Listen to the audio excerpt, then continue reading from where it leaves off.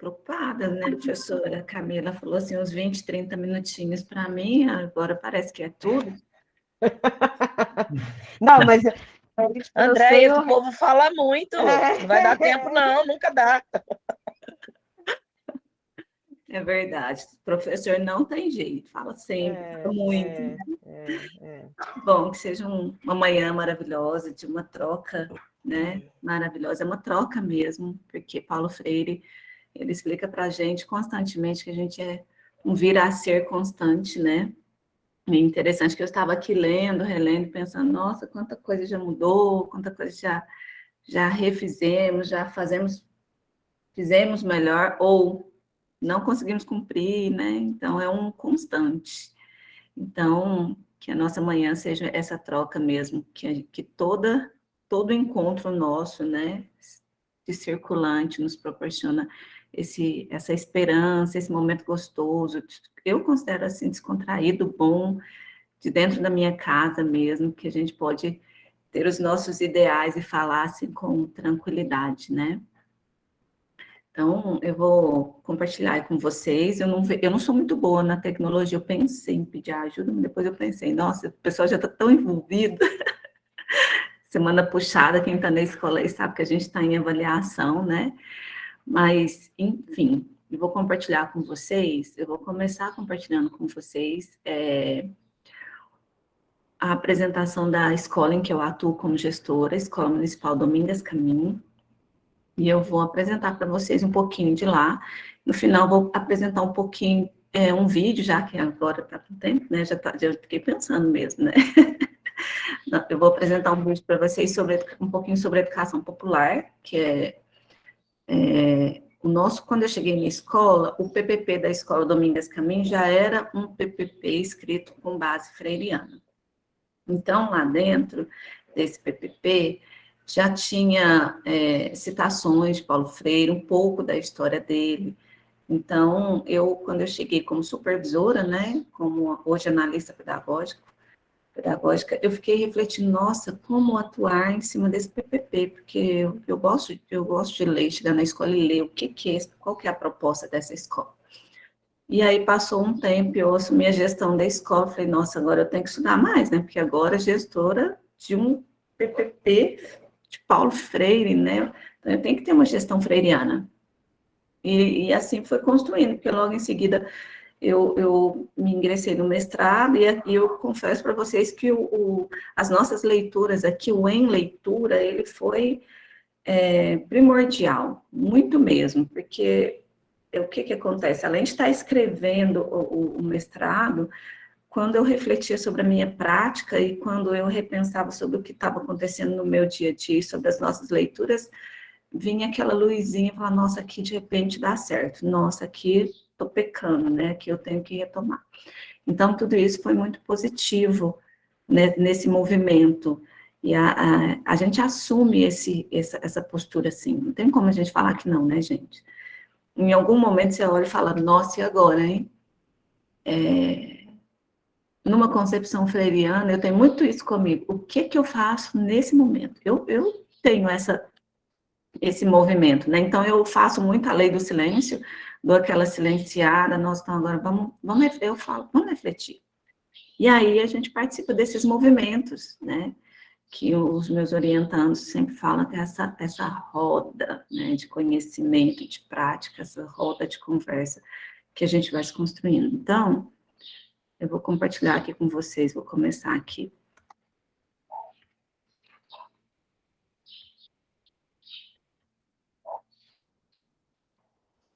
Qualquer coisa vocês chamam, né, porque eu não estou vendo.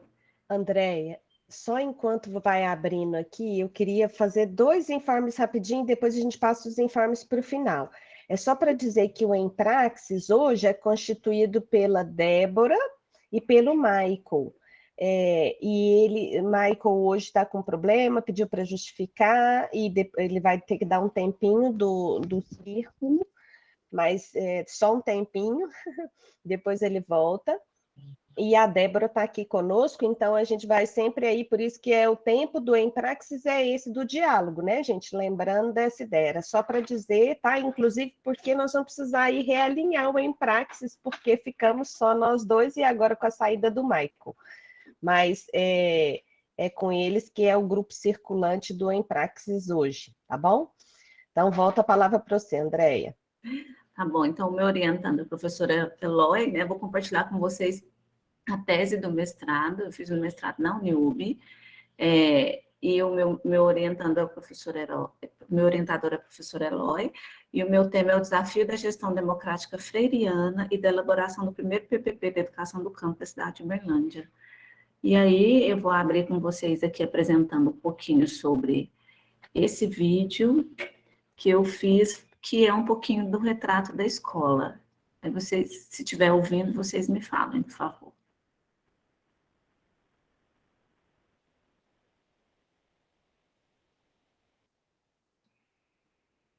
Como eu tinha essa suspeita que poderia acontecer, vamos lá, que ele só vai na tela inteira.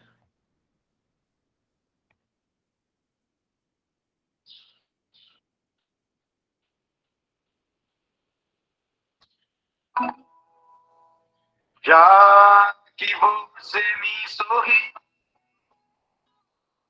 vamos fazer parceria. Você pega que eu escreva poesia pra falar de educação nessa nossa cantoria.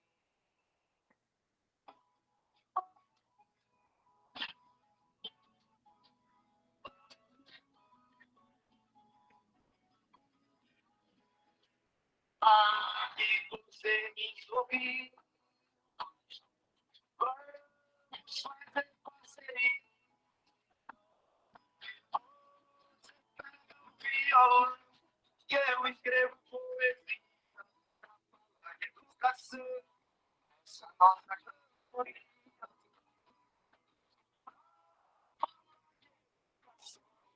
Essa nossa cantoria.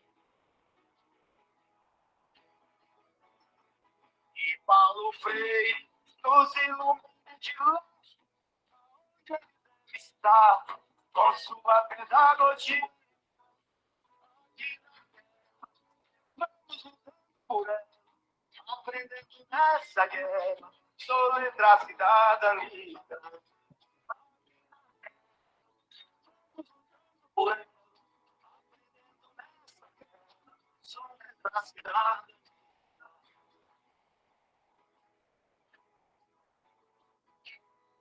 Já que você decidiu, vamos embora. E pela estrada, muita gente, pois no campo vai florir. Educação crescer.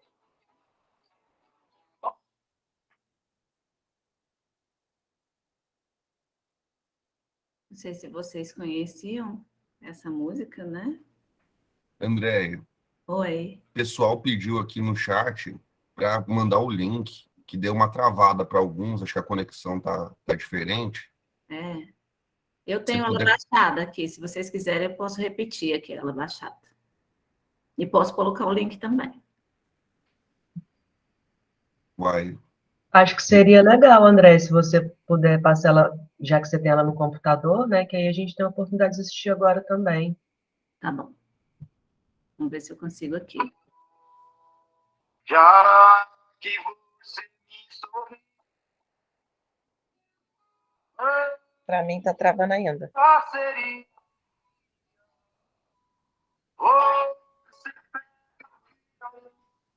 Tá igual da outra vez, Andréia. Acho que é melhor mandar o link para a gente mesmo, porque a ideia é ver as imagens, né, gente? As imagens são lindas. Para conhecer o Domingas. Para quem não é de Uberlândia, ter a ideia do que é a escola, como que a escola é, assim. Eu acho que isso deu para ver, né? Não deu para ver a música com, com a imagem com o som. Isso que ficou com falhas, né? Eu imaginei que a minha internet hoje não está muito boa. Assim que eu abri aqui, eu visualizei. Vou colocar aqui o link, então, para você. Tá, joia. Bom, eu coloco depois para a gente dar continuidade, tá? Não, a gente fica aqui parado esperando. Então, a Escola Domingas Caminho, eu tenho a justificativa, né, e a memória. Quando eu chego na Escola Domingas Caminho, eu tenho uma identidade muito grande, porque ali tem uma origem afro-indígena, né? E na minha educação básica, até chegar na Escola Domingas Caminho, eu tive um gatilho aí freiriano, né? Eu considero um gatilho psíquico, que é um movimento que você faz da sua própria história, da sua própria identidade dentro da escola, porque eu trago uma origem afro-indígena, eu vim de uma escola do campo, né, dita rural, e eu tive que migrar de lá, mais ou menos ali, cerca de 5 anos. Então, eu cheguei na cidade e eu não me encontrava, porque naquele movimento ali do campo, o que acontece? A gente tem muita liberdade, então, o que é a escola do campo? Né? A escola do campo, ela parte realmente com um currículo nessa base, né? Existem as legislações que são muito claras e evidentes, elas partem dessa origem do estudante, e lá você vai integrando, é aquela situação que nós já discutimos aqui no grupo sobre a questão da cultura.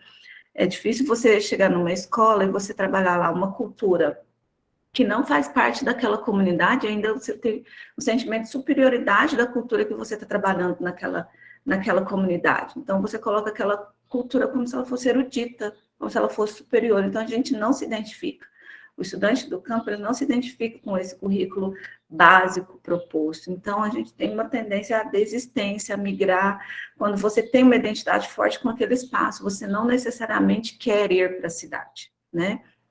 Isso aconteceu muito comigo, porque nós tivemos que migrar para poder vir para a cidade, né? E lá, o que acontece na maioria das histórias que nós pesquisamos dos estudantes? Os pais, anterior, né? Porque hoje eles já têm uma demanda grande dentro dos movimentos. Eles tinham contato com esse processo de letramento do estudante. A minha história tem muito a ver com isso, porque minha mãe me alfabetizou ali. Então, ela chegava o meu tio chegava com livrinhos, então ela contava história, e a gente brincava em pé de mandioca, aquele movimento, e entrava dentro de casa. Minha mãe lia muito. Ela era uma estimuladora muito grande dessa leitura, né? Então, ela fazia todo aquele processo de leitura e acabou me alfabetizando quando eu cheguei aqui na cidade. Eles me colocaram lá na terceira série, porque eu já sabia ler e escrever, mas só escrevia na letra cursiva, não sabia outra. Então, quando o inspetor passou pela escola, ele me voltou para o primeiro ano, e aí foi pior, não foi só ter saído do campo, foi esse movimento de ir e vir, né? E aí começou a bonita da cartilha Caminho Suave. Então, eu peguei aquela cartilha do Caminho Suave e eu fiz a cartilha do Caminho Suave todinha na minha casa, quando eu cheguei na escola, então foi mais difícil ainda. E aí eu fiquei muito tempo, assim, muito desisti mesmo, e aí é que entra uma identidade grande. Porque eu sentava lá atrás, eu dormia, eu chorava, eu não queria ir para a escola, né? Até chegar à terceira série. Então, isso tem uma identidade grande com esse processo da problemática da comunidade escolar, que essas informações, elas são pegadas no INEP, né? Se você comparar os resultados da educação das escolas urbanas com as escolas rurais, nós temos isso daí mesmo, uma alta distorção da idade séria, uma alta rotatividade, uma alta evasão, e a gente acaba tendo uma desistência de si, enquanto estudante do campo, acaba que se a gente parar para pensar numa política pública da educação, é um movimento determinado para que esse menino, ele permaneça no campo, mas permaneça sem o acesso à educação, da forma como deveria estar para ele, né? E aí, quando eu assumo a gestão da escola, né, eu me vejo eu me rememoro, eu me volto lá naquele mesmo movimento, e aí eu vejo um desafio de fazer essa história diferente, né, repensar essa história. Mas como pensar uma gestão democrática, né, um PPP do campo, onde as nossas políticas públicas não hoje, atualmente, né, desde quando eu assumi, elas não são políticas públicas voltadas para esse movimento, nem freiriano, né? Quem sou eu para falar, nem da educação do campo. E aí a gente faz eu começo a desenvolver ali um intercâmbio de tentar entender a própria comunidade, até porque eu conhecia pouco quando eu cheguei na Escola Domingas Caminha, apesar de já ter passado pelas escolas rurais. O Leandro já tinha passado pela Maria Regina também, não sei se as pessoas conhecem, né? E aí, mas eu assumi diferente, eu assumi no diálogo, que é bem essa proposta freiriana, né? Essa proposta de ressignificar, porque é dar um significado na nossa própria história, é resgatar e valorizar a nossa própria identidade, a nossa história, a nossa cultura, a nossa religiosidade, né? E aí eu comecei assim, quando a gente tem a carga horária de pedagogo, de 6 horas, então você fica 4 horas e 25 com alunos, né? E o restante você tem um tempo para você estar se organizando ali na sua prática administrativa. Então, eu comecei a ler bastante sobre quem era essa comunidade, as origens. Ainda ontem eu estava lendo, gente, eu gosto demais daquele livro, acho que é a Oeste, estava lendo ali na sala. E aí, os primeiros caminhos, porque Miraporanga, eu não sei se vocês sabem, ela tem uma história anterior a Uberlândia, né? Com várias outras histórias também. Mas aí eu fui pesquisando, até tive na Secretaria de Cultura essa semana, que eu tento permanecer nessa rede de cultura, de identidade, e aí lá a gente encontra a casa da Dona Domingas, em frente à escola, embaixo da casa da Dona Domingas ainda tem um registro da escravidão. O distrito era conhecido como Distrito de Paz, porque ali foi registrado, aconteceram ali os primeiros momentos da estrada real passa na lateral. E os escravos, eles colocam como se fosse um lugarzinho de apoio para a estrada real, nas laterais da estrada real, e Miraporanga já tinha ali o primeiro espaço onde os escravos, eles colocam esse suporte para o reinado, né? E ali eu estava lendo ainda ontem como que aconteceu a expulsão indígena, né? Que eles vão chegando, eles vão junto com as tropas dos escravos, e eles vão fazendo todo o desemboque, Seis Marias, né? Eles vão chegando e vão devastando tudo, e os indígenas dali, eles vão seguindo para a região de Goiás e de Mato Grosso. E aí fica só os registros, né? As cumbucas, as pequenas ocas, e ficam esses registros. E aí, ficam alguns escravos nesta região, né? Antes desse movimento da cidade de Uberlândia. E aí, quando eu começo a fazer esse tipo de pesquisa, que eu começo a perceber essa identidade, eu volto lá no PPP da escola e eu vejo o levantamento das pessoas que se percebem nessa identidade afro, né? E numa escola de 156 naquele momento, que hoje a gente já está com 180 e poucos, tinha 8 pessoas que se autodeclaravam negras, né? E a gente vê muito, tem muito. Então, essa perda de identidade no decorrer dos anos, o que fez com que essa comunidade não se percebesse? Ainda essa semana, eu fiz um movimento com o coordenador dos distritos dentro da escola, convidei junto com a Secretaria de Cultura, né? E a gente faz um diálogo constante lá dentro, porque tem muita rotatividade das famílias ainda tem muita evasão da escola, porque existem outras questões sociais nessas laterais. Por exemplo, o distrito é um distrito que ainda hoje não dispõe de farmácia, tem 2 vendas ainda só, agora começou um açougue, né? Não dispõe de posto de gasolina, não tem gás. Então, essa comunidade, ela é uma comunidade que ela precisa vir até Uberlândia ainda. E aí, isso faz parte de toda a história, né? Essa rotatividade. Uberlândia começou lá, e por causa da Mogiana, Uberlândia migrou para cá, para a região daqui, devido ao Coronel Carneiro ir até, naquela época era o Rio, né? Ainda não era Brasília, claro. Ele foi até o Rio e ele faz um pedido para a passagem da Mogiana, mas ele faz um pedido da passagem da Mogiana mais para o meio, por isso que é muito claro, dá para observar porque que Uberlândia tem duas entradas para Goiás, é a lateral daqui que passa por Miraporanga, que seria indo em direção a São Paulo, e a outra que é Caldas Novas. E aí ele faz um pedido, mas esse pedido vindo de lá tem controvérsias. De um lado fala que é por interesses particulares, né? Então, e por outros fala que é por causa da Dona Beija, né? E aí ele deixa o livro, deixa muito claro, o Tito, ele deixa muito claro que é porque a Dona Beija tinha um pouso melhor, uma estrutura melhor, né? E aí ele fala que o homem é movido por dois contextos, a mulher e o dinheiro. E aí sai de Santa Maria, né, Miraporanga, e migra para a cidade de Uberlândia, onde está hoje. E por mais que a gente busque as nossas fontes, ontem eu lendo sobre isso, os negros e os indígenas não deixaram nenhum registro dessas histórias, né? Quem sou eu para falar? Não foram, eles foram catequizados em questões de ideologia, mas não deixaram aí a questão da escrita, não tiveram acesso à escrita.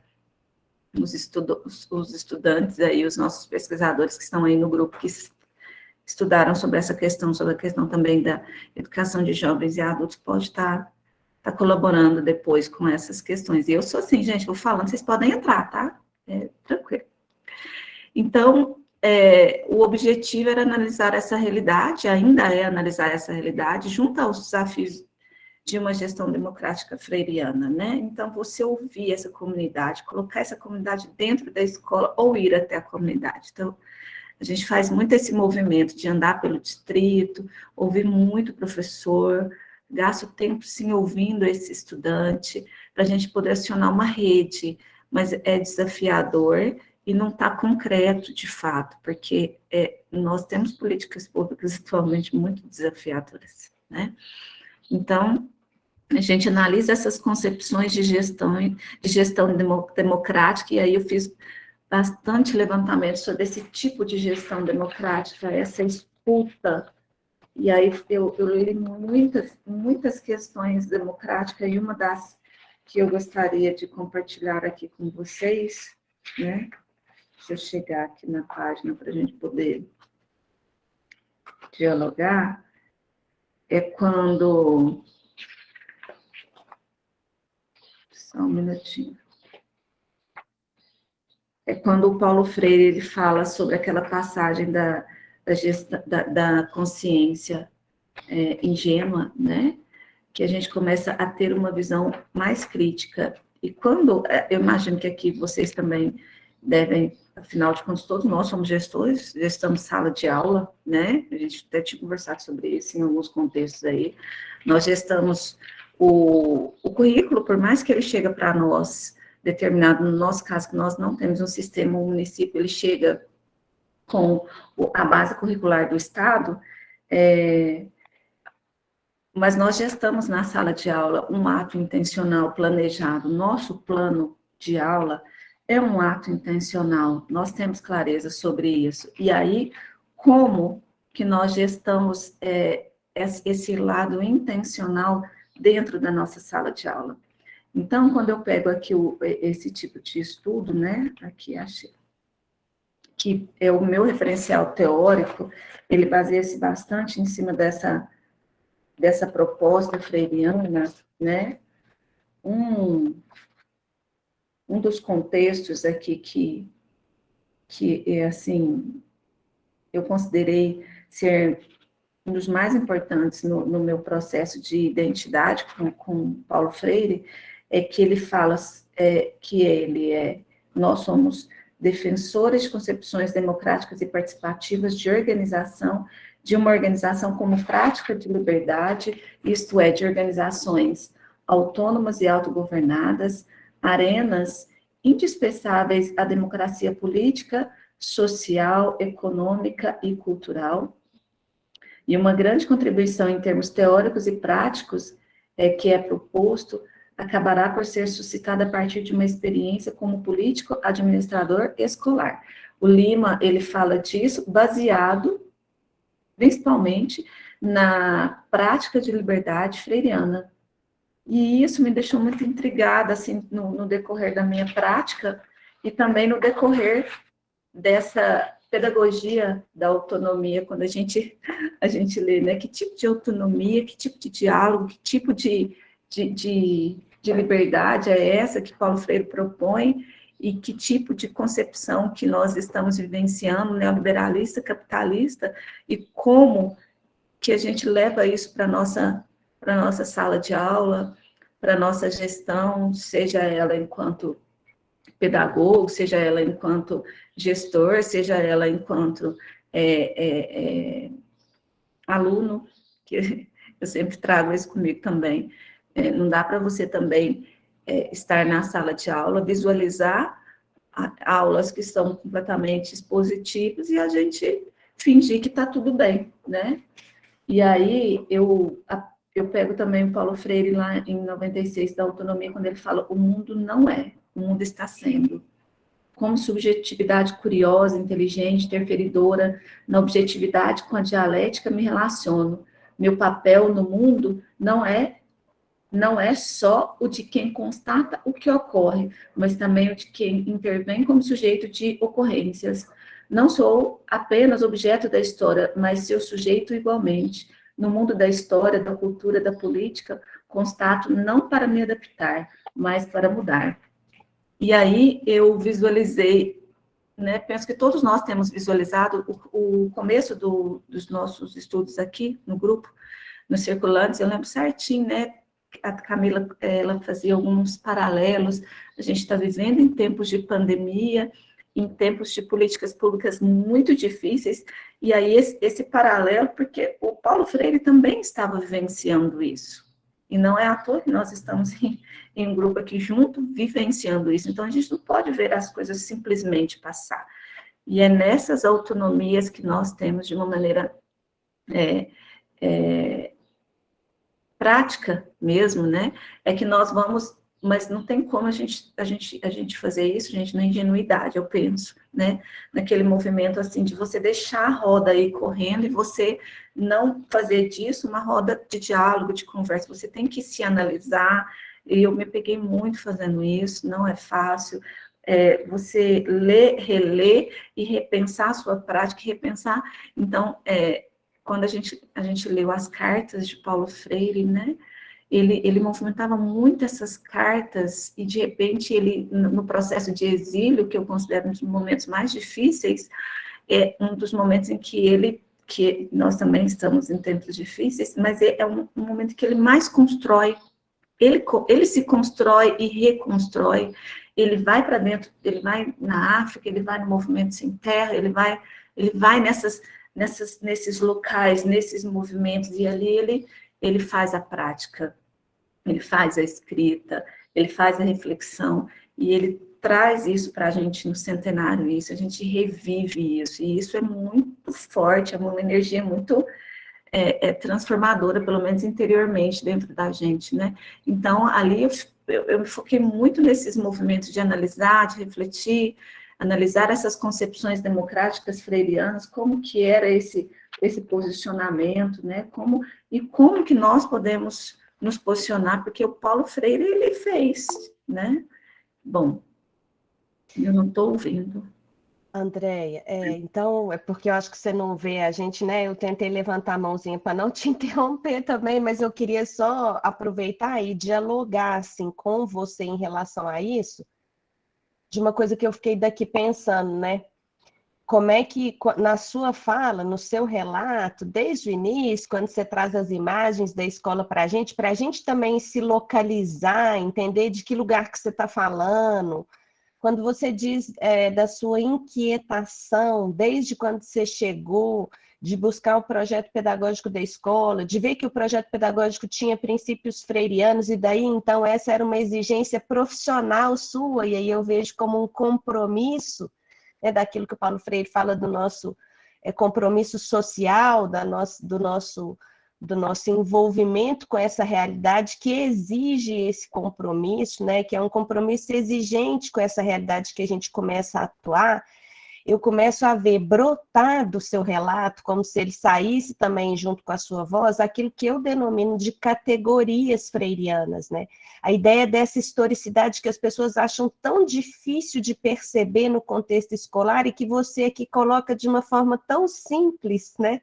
E atrás de origens, gente, e atrás de identidade dessa escola, quem foi Domingas, por que essa escola chama assim, por que essa comunidade vive assim, essa ideia de você perceber já desde o começo como é que essa comunidade ela foi se embranquecendo e, ao mesmo tempo, negando as suas origens para poder uniformizar-se a uma realidade de um contexto, de um sistema escolar que muitas vezes nega suas escolas rurais, nega suas escolas do campo.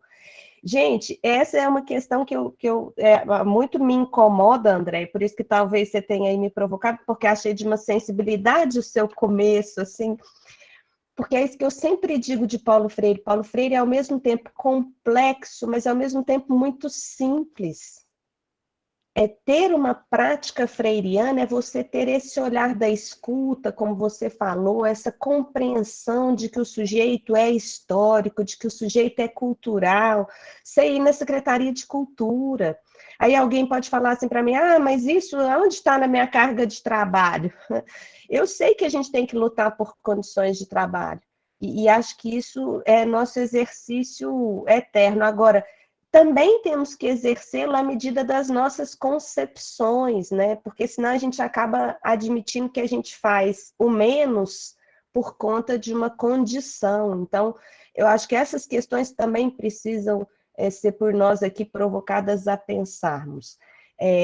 Especialmente essa ideia da educação do campo, não sei se todos aqui, todas sabem, mas eu já tive a oportunidade de participar de um PIBID interdisciplinar, e foi em 2 escolas do campo, porque Freitas Azevedo, Gabriel, eu não considero campo, mas é um meio termo, meio lá, meio cá, aqui no município de Uberlândia, mas o outro foi a Escola Municipal Dom Bosco.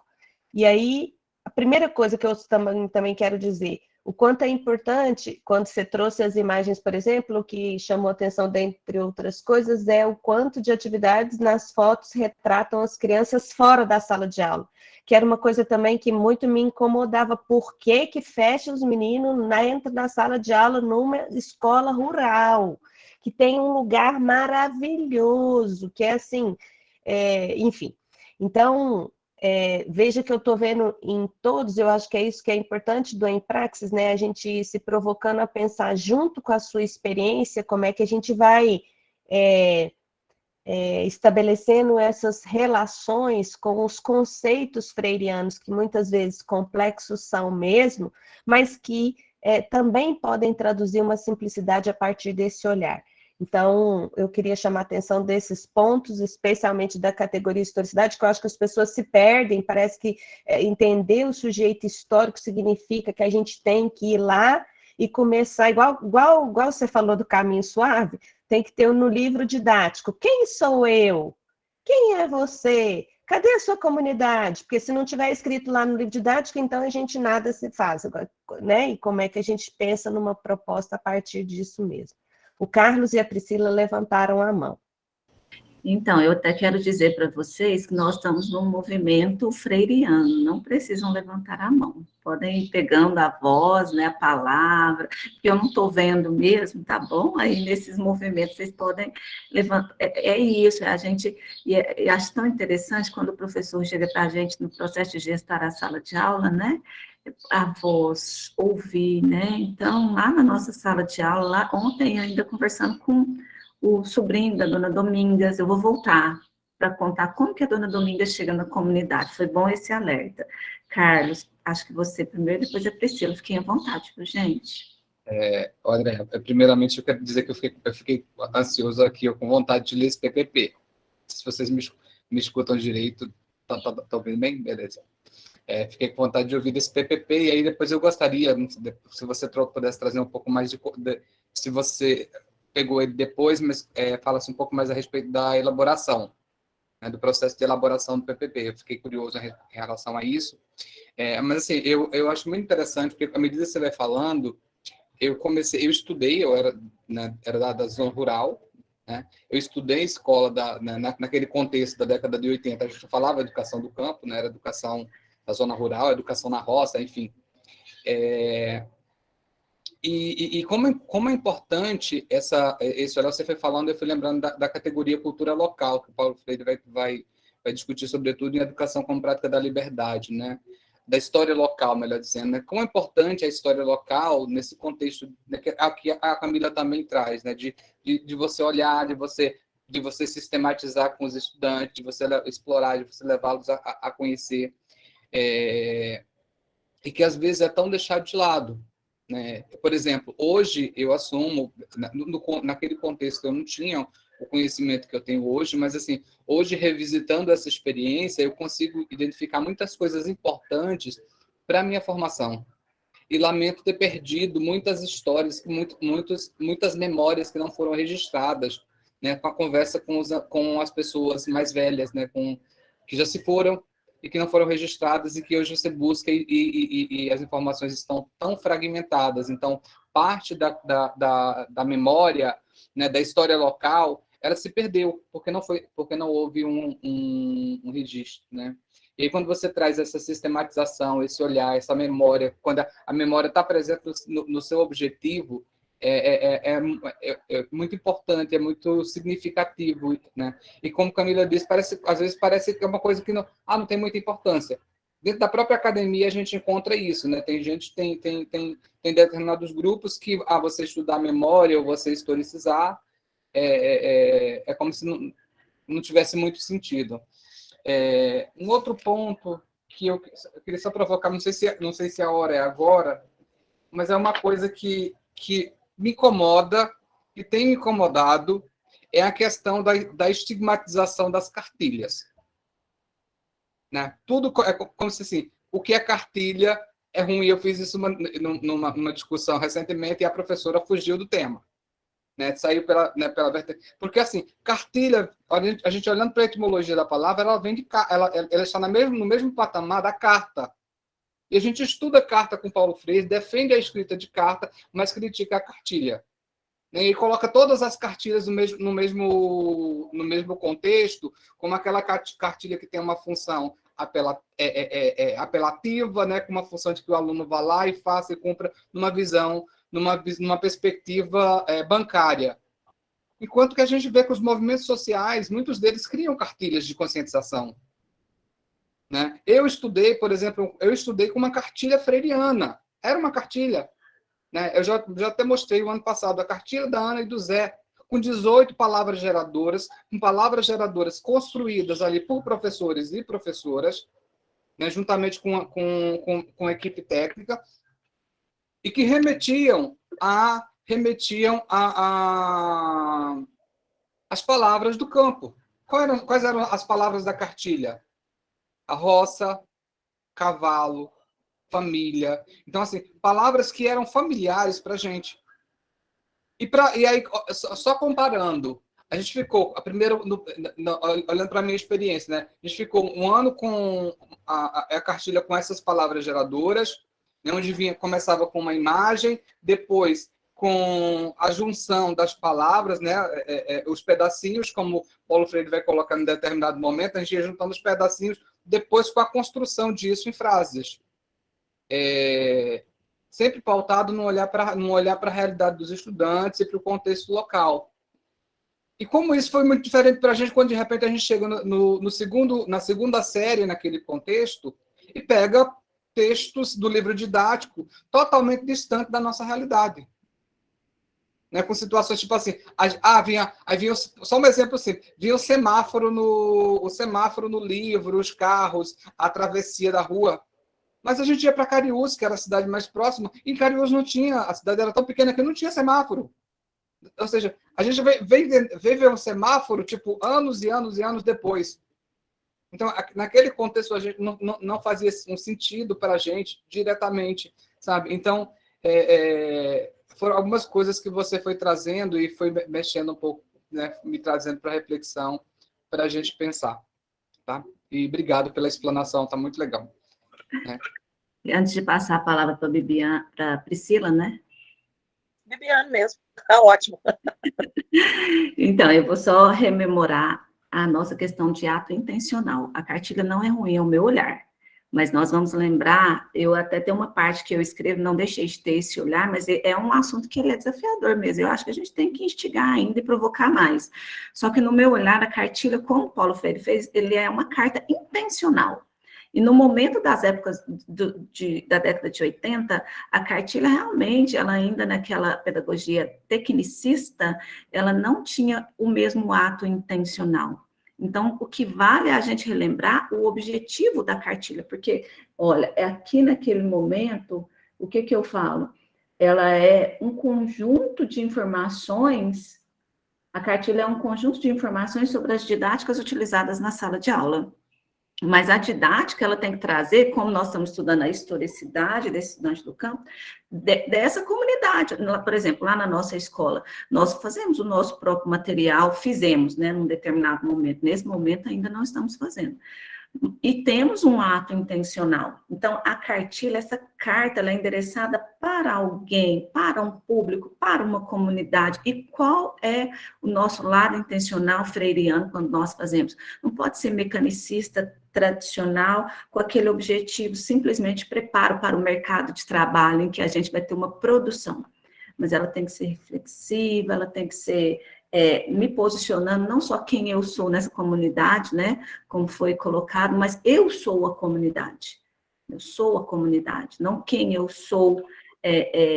Eu sou a comunidade, não dá para sair um de outro, né? Então, o ato intencional da cartilha, que eu considero nesse movimento, é que ele é a pegada, né? Vamos colocar assim, a pegada. Eu tenho que saber o que eu quero com essa cartilha. Eu vou alfabetizar em cima de um contexto freiriano, ou eu vou alfabetizar em cima de um contexto de uma proposta simplesmente de preparar, vou dar um exemplo do campo mesmo, preparar os meninos para poderem mexer no trator.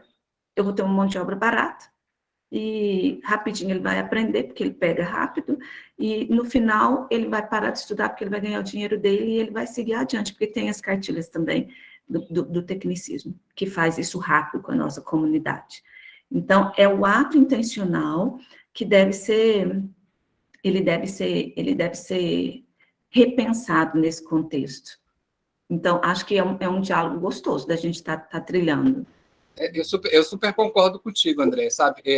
Mas é justamente isso, a intenção que assim, eu sempre vejo as pessoas falar, as cartilhas não prestam. Aí coloca todas, né? Eu não estou falando, não estou trazendo a tua fala, não, eu estou trazendo do que eu venho ouvindo. As cartilhas não prestam. Aí ele fala, mas em que as cartilhas se diferenciam do livro didático? Porque se eu estou falando de uma atividade, né? Porque mesmo que o professor escolha o livro didático, né? Ele chega lá e tem um cardápio para ele escolher. Mesmo assim, é uma falsa ideia de que o professor, porque ele não está participando daquele processo, está vindo pronto, né? Eu ainda vou mais, Carlos. Olha, eu não sei, né? Outro assunto que a gente ainda vai discutir.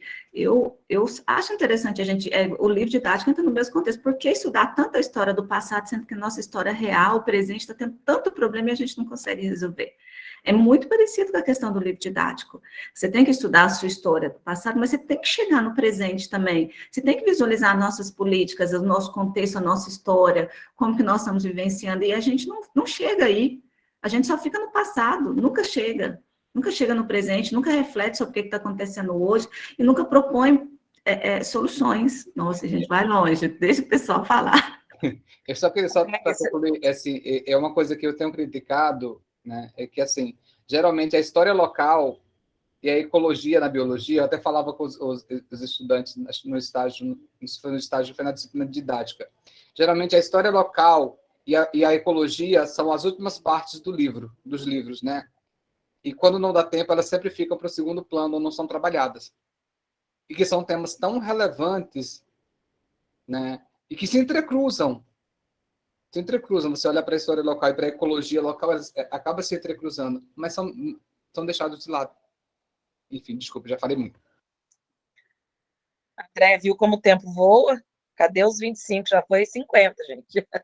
Bom demais. Eu queria só trazer aqui, corroborar também com a fala da Camila em relação às categorias.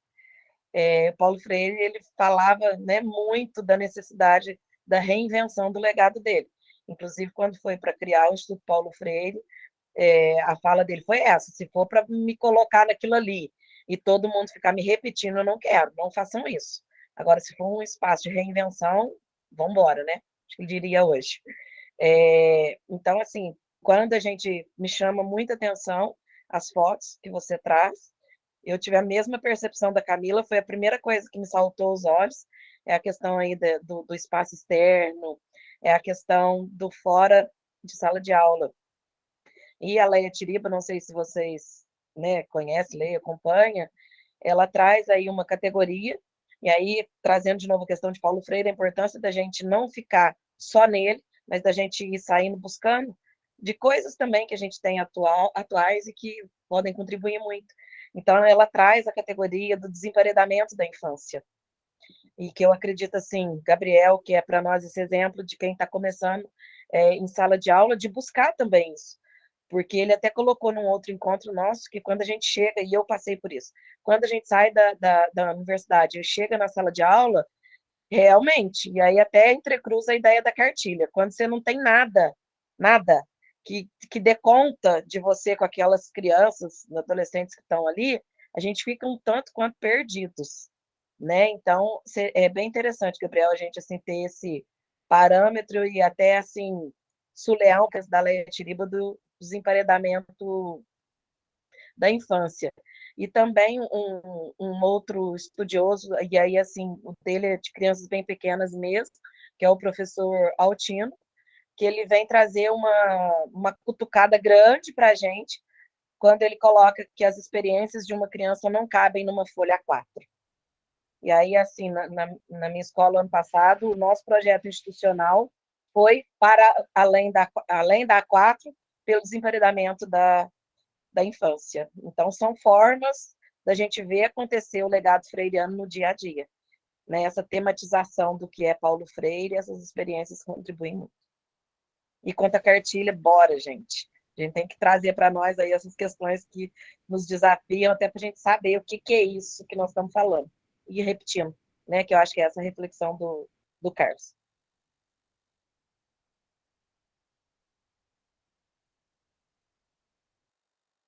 Leonardo, é isso Uma mesmo. coisa também que você citou aí, que eu achei bem interessante, eu queria saber como é que vocês trabalharam no PPP. Eu tive a oportunidade de fazer uma TCC de licenciatura com a Camila em algumas escolas rurais daqui, né? Até estava pensando em voltar para esses textos que eu estou devendo para a Camila aí, tem que voltar neles para concluir.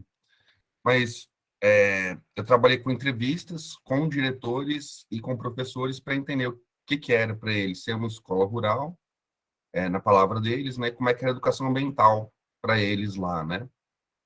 E uma coisa que é muito interessante, assim, é que a categoria do trabalho aparece em quase todas as escolas rurais, né?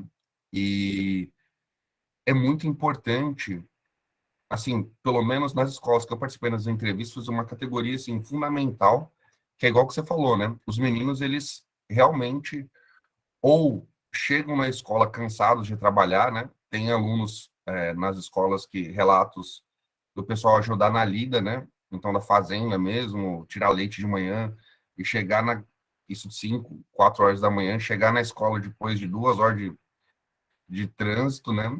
E morto, e muitos relatos de meninos que 6, 7, 8 param para trabalhar. Então, começa a ajudar na fazenda e vão, igual você falou, né? Que eu acho que é uma das coisas... E é uma relação muito diferente com o trabalho do campo deles, né? Eles têm uma relação, pelo menos, não foi o objetivo da pesquisa e nem aprofundei, mas parece que eles têm uma relação com o trabalho muito mais com o núcleo familiar do que a relação de trabalho que a gente tem, né? Eu falo a gente que veio da cidade, né? Eu sou urbanoide, né, de São Paulo, então, assim, o pessoal usou que fui ver vaca na faculdade, né, ao vivo. Mas são outras concepções, né, de, de trabalho, de como aprender a trabalhar, o que o trabalho significa. Eu fiquei curioso para saber como é que vocês conseguiram trabalhar isso no PPP? Vocês trabalham isso? Colocam? Trabalha. Vou chegar lá. Vou um pouquinho mais rápido aqui, porque a gente com todo professor, gente, você conversa, nunca vi, não para. Vou tentar explicar um pouquinho mais rápido aqui, vocês vão ver aqui como que aconteceu, né? Ainda está acontecendo, e agora a gente está trabalhando do 6º ao 9º ano. Ele aconteceu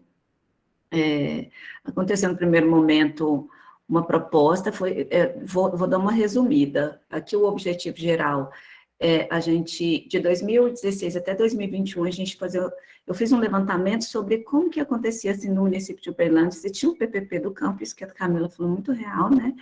E se tinha alguma proposta dentro desse PPP de gestão democrática.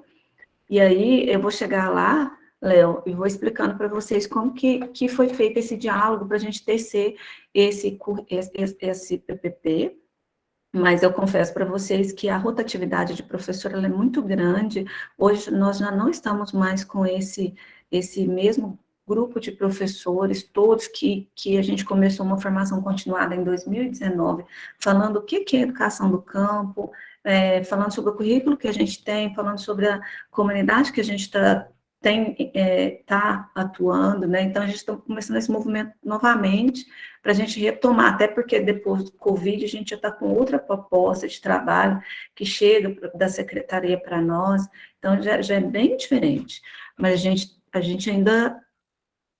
nós ainda estamos atuando. Vou explicar para vocês, no finalzinho, vou explicar para vocês como que está acontecendo hoje, do 6º ao 9º ano, esse desafio e como que está acontecendo, o pouco que está acontecendo, né? E assim, é um processo de construção, desconstrução, reflexão, ação, vai, volta, e a gente agora vai ter o conselho de classe, a gente vai refletir sobre o que a gente conseguiu desenvolver agora em 2022, o que foi bom e o que precisa melhorar. Então, ele também, dentro desse contexto de analisar os conceitos de PPP do campo, analisar a realidade das escolas do campo hoje, né? Então, vou pular aqui um pouquinho para ficar um pouquinho mais rápido, para a gente poder entender. Eu parti de um referencial teórico que foi dentro de PPP ou do campo, que foi o Arroio Caldarte, a Molina, e, em especial, né, o Paulo Freire. A metodologia que eu utilizei nessa pesquisa foi bibliográfica, documental e de observação participante. Hoje, na rede, eu pesquisei de uma maneira geral na biblioteca digital lá de teses e dissertações na CAPES e no Cielo. Nós não temos nenhum desse assunto dialogado, nós temos alguns parecidos com a gestão democrática de Paulo Freire, também não é com esse nome, freiriana, e essa proposta freiriana, ela parte dos gatilhos psíquicos do nosso grupo aqui, né? Aqui nessa pesquisa documental, eu fiz um levantamento de todos os projetos políticos pedagógicos, eu utilizo o termo campo. O município de Uberlândia hoje não reconhece nenhuma escola como escola do campo, tá? São todas rurais, devido à base curricular que nós utilizamos do Estado, falta de autonomia, de ter um próprio sistema. Nós não temos um sistema, então nós não temos uma autonomia para falar. Bom, nós temos um currículo que tem disciplinas especificamente do campo, mas saiu agora em 29 de dezembro de 2021 uma legislação do Estado que nos caracteriza também dentro de um PPP, as escolas que têm um projeto político-pedagógico com características do campo, a nossa localização pelo IBGE é no campo, nós recebemos verbas que chama PDD do campo, então isso dentro de todas as legislações eu concluo aqui nessa pesquisa que a Escola Domingas Caminho dá o primeiro passinho dentro de uma gestão freiriana, né, porque eu também não posso chegar lá e falar assim, olha, nós não somos, a gente tem discussões altas e baixas sobre esse movimento. Então, dar o primeiro passo de refletir sobre o tipo por isso que eu falo que para ser o gestor, para ser o pedagogo, para ser o professor, você tem que ter um lado intencional. E esse lado intencional ele tem que basear no problema. E qual que é o problema que nós temos hoje? A alta rotatividade, muitos meninos, nossa, se vocês souberem, fechou uma granja lá esse mês, tanto de transferência, a dificuldade das mães de manter aquela casa, da mulher ali naquele contexto, né? Então, o círculo, para mim, ele é um ato de esperançar, quando a gente pensa na praxis, de repente levar uma praxis para, né, dentro desses movimentos ali, tem muito movimento ali, se enterra naquele local, em que essa mulher firme, então eu luto por essas parcerias, sim. Eu tive reunião também, como a Camila estava falando, com o pessoal da saúde, né? Por que não está tendo a vacina do Covid lá? Por que eles têm que vir aqui na cidade para poder vacinar o índice de gripe que a gente tem? Mas por quê? Por quê? E, enfim, porque não tem um gerador que segura lá a geladeira para poder segurar essas vacinas? Não tem. E vai daqui, vai de lá. Então, hoje está tendo a campanha, e hoje na campanha, graças a Deus, os meninos poderão ir lá vacinar contra a Covid também. Então, é esse movimento, e Paulo Freire fala muito disso, que não posso ficar presa a uma questão simplesmente de resultado, de IDEB, né? Claro que isso faz parte da minha função, mas eu faço parte de uma comunidade, acima de tudo, né? Então, vamos lá. E aí vieram os itinerários avaliativos, que é o movimento que a gente escreve, o PPP, né? Então, eu avalio bastante lá nos itinerários avaliativos, como que a gente dialoga com essa comunidade, como que a gente manda os instrumentais, e aí eu pego os livros de atos, relatórios da roda de conversa, eu pego o diário, pego as legislações e pego também esse movimento intersetorial que ele surge na rede municipal com aquela proposta da rede pública pelo direito de ensinar e aprender. E aí vem os desafios, né, que são os passos e embaraços dessa gestão democrática freiriana. E aí, aqui a gente chega em algumas conclusões. É a falta de conteúdo ou dessa disciplina da educação do campo na grade curricular das licenciaturas das universidades, né? A maioria, quando eu pego a ficha desses professores, ou eu dialogo com eles, quando eu faço esse diálogo com os professores, eles desconhecem o que é educação do campo, grande parte. E aí a gente fica numa escola rural, né, com um currículo baseado nas escolas urbanas, são simplesmente readaptados, ou para não dizer os mesmos, né. A gente tem o resultado disso, é a falta de um sistema que o município de Uberlândia não tem, então isso falta uma autonomia, e aí nós temos um calendário que ele é para toda a rede, e eu tenho, por exemplo, vou dar um dos exemplos, quando a gente tem as provas sistêmicas, né, aquele que é o CIMAD, né, aquelas provas de ProAlfa e o ProEB, elas são principalmente na época de chuva, e aí a gente tem um problema enorme com o transporte, porque existem locais onde o transporte não consegue chegar, então a gente tem um índice menor de criança, e a maioria das vezes, quando a gente pega o resultado do INEP, o que acontece? As escolas rurais, elas zeram. Por quê? A gente não dá o quantitativo na maioria das vezes, não só no dia da prova, geral, né? Nesse tempo climático de muita chuva, ou no tempo em que a gente tem uma queda na colheita, acabou a colheita, essa família migra, né? E aí, quando migra, esse fim de semestre agora, várias mães pedindo transferência, e eu vou atrás, olha, você sabe que seu filho está fazendo prova e ele vai para outra escola, ele vai fazer prova lá de um conteúdo que ele não conhece? Você tem noção que isso vai prejudicar a vida dele todinho? Eu bato em cima mesmo, gente. Então, esse movimento interno dentro da escola, quando você visualiza essa comunidade, tem que acontecer. Você tem noção que ele vai chegar lá e ele vai ter uma nota muito baixa, ele vai desistir, ele vai desmotivar. Então, esse bimestre mesmo, eu consegui segurar 3 de 18, né? Pouco demais, mas consegui segurar 3 famílias que ficassem lá, porque fechou uma granja. Então, isso é difícil quando a gente não consegue ir. Você passa batido, você só quer o resultado. Então, essa falta desse calendário próprio, porque a gente não tem um sistema, ele é difícil. E ele acaba complicando as nossas questões internas. Mas eu, como gestora, tenho essa autonomia. Que autonomia? Eu dialogo bastante com a comunidade, com a minha secretaria. E tem alguns problemas nesse movimento? Tem, mas a secretaria, até então, eu não tenho. Eu converso, olha, se eu aplicar a prova, por exemplo, no mesmo calendário que as outras provas, eu vou ter um índice muito baixo aqui de resultado, porque eu tenho muita falta. Por que eu tenho muita falta? Ontem, por exemplo, teve teatro na escola, dando baratinho, né? Eu tive 2 mãos quebradas, e aí fiquei brava, porque como que eu nego esse direito à cultura, ao teatro? A mesma coisa a prova. Então, corre, vai atrás, eu não quero menino fora, eu quero que os meninos estejam na escola, eu quero que eles participem. E a mesma coisa acontece, as nossas provas, a gente movimenta isso internamente dentro da escola. Um pouquinho antes, né, de maneira que se esse menino não chegou, eu não tenho essa burocracia que ele faltou, tem que trazer o atestado, eu conheço a realidade dele. A mãe me liga, olha, aconteceu isso e isso, a van quebrou, e a gente faz esse movimento com rigor e responsabilidade também, porque eles vão enfrentar isso no ensino médio. Então, eu não posso deixar de dar essa responsabilidade para eles, né, então, os resultados dessa nossa dificuldade, os maiores desafios, é isso, e a gente pega lá o INEP, o nosso rendimento ele acaba sendo bem menor, e aí fica o questionamento, né? Se for um currículo próprio do urbano, é difícil, é a mesma coisa da cultura, o menino está lá no hip hop, os nossos meninos gostam de sertanejo, gente, eles gostam muito de sertanejo, então eu vou chegar lá colocando funk para ele, se ele não tem essa percepção, ou se ele conhece, mas ele não tem essa afetividade, então, eu não posso chegar lá com um currículo imposto. É claro que eu vou ter um baixo rendimento, eu tenho que partir dessa realidade dele. E aí eu vou chegar nos projetos da escola. André, só uma rapidinho que você trouxe aí. Eu lembro de um grande equívoco, às vezes, dos professores de português, né?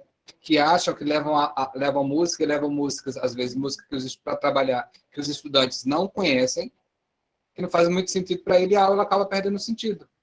Isso aí a gente tem que ter muito essa percepção, porque você apresenta todos os ritmos porque ele tem que conhecer, mas a identidade dele é dele, essa identidade dele ela pode transformar ao decorrer, ao longo dos anos, né, com os estímulos que ele vai tendo no decorrer da vida, ele pode estar gostando, né, hoje de um ritmo, amanhã ele gosta de outro, pelo próprio processo de cultura que ele vai vivenciando nos locais que ele vai passando. Mas isso é muito real, você chegar lá com uma música que ele não gosta, que ele não faz parte da realidade dele, e já aconteceu, gente, aconteceu da gente fazer proposta de projetos que às vezes não é a realidade dele, ele não gosta, isso acontece em todas as escolas, né?